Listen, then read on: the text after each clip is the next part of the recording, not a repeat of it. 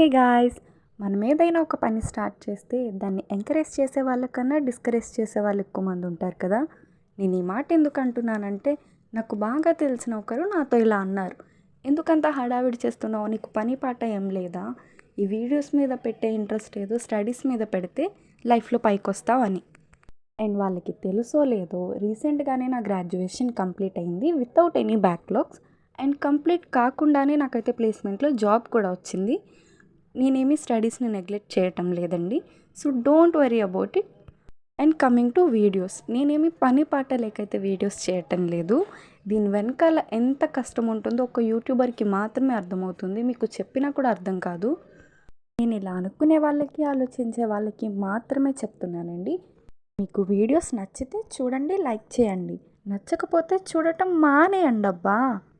Anyways, ఇలా అనుకునే వాళ్ళకి నా తరపు నుంచి థ్యాంక్స్. మీరు ఇలా అనటం వల్ల నాకు వీడియోస్ చేయాలనే ఇంట్రెస్ట్ ఇంకా పెరిగింది. So thank you very much. లైఫ్లో ఇలాంటి వాళ్ళు కూడా మనం ఎదగటానికి కారణమవుతారు. So thank you.